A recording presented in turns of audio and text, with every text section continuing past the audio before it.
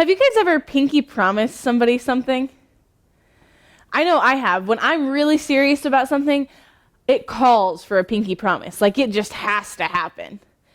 It's kind of like whenever you really, really want something, and so you ask, pretty please, with a cherry on top, in your most polite voice, right?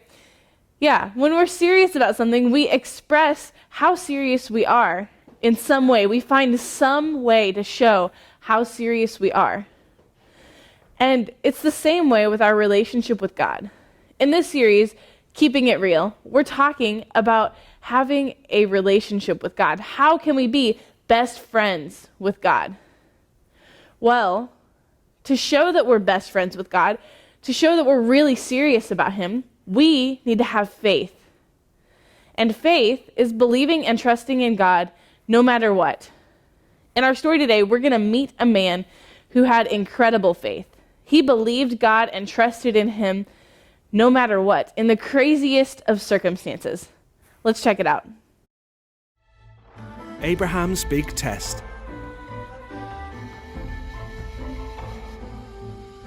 God promised Abraham a son, and from that son many descendants who would bless the whole world. But Abraham and his wife Sarah were too old to have children. 20 years went by. Still, Abraham trusted God's promise. When he was 100 and Sarah was 90, God reminded them of His promise. Sarah was going to have a baby. When their son was born, Sarah was so joyful that she laughed.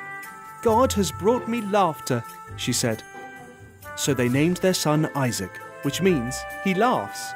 When Isaac was a boy, God tested Abraham by telling him to take Isaac to Mount Moriah and kill him as a sacrifice to God. Abraham was confused, but still he trusted God. Isaac carried the wood, and Abraham held the knife and flaming torch. Together they climbed the mountain. "Where is the lamb for the sacrifice?" asked Isaac. "God will provide it," Abraham replied. Abraham arranged the wood on an altar, tied up Isaac, and laid him on the wood. As he raised the knife to kill Isaac, an angel called his name. "Abraham, don't hurt the boy," the angel cried. "God knows you trust His promise. Look, there in the bushes, a ram is caught by its horns. Sacrifice that instead." So Abraham sacrificed the ram instead of his son. He called the place "God will provide," because God provided the sacrifice. Just as God had said, His promise came true. The Bible app for kids. Download it now. It's free. Wow. Abraham believed God and trusted Him no matter what. Abraham had great faith. That's actually what our memory verse is about today. Can you guys stand up and say it with me? All right, here we go. So Abram believed the Lord, and He counted it to him as righteousness. Genesis 15:6. So the Bible says that Abraham had great faith, and we know that Abraham had great faith, but how did he show that in the story today? What did Abraham do that shows us that he believed God and trusted in Him completely? Yeah. God asked Abraham to take his son up onto this mountain and sacrifice him. The son that Abraham had waited 100 years for, his only son. And yet Abraham took him up on the mountain, just as God had said, preparing to sacrifice him. But did he actually have to sacrifice him in the end? What do you guys think? No, he didn't. You're right. God provided a ram to be sacrificed instead of Isaac. And I think that has a lot to do with Abraham's faith. Abraham believed that God would provide. Do you guys remember as they were going up the mountain, they were going on the way to sacrifice Isaac, and Isaac looks to his dad and he says, "Where's the sacrifice? I think we've forgotten something here."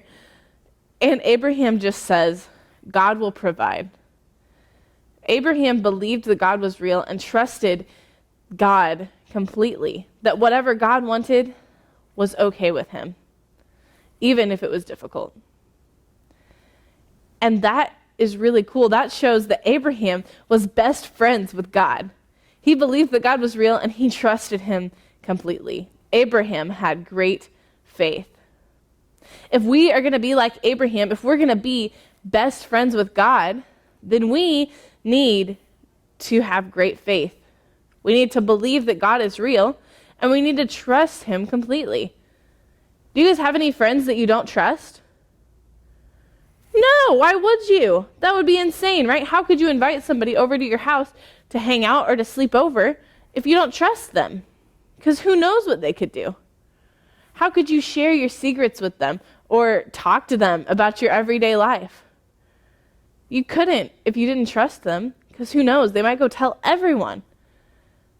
If we're going to be best friends with God, then we need to have great faith. We need to believe that God is real and to trust him completely. See you guys next week.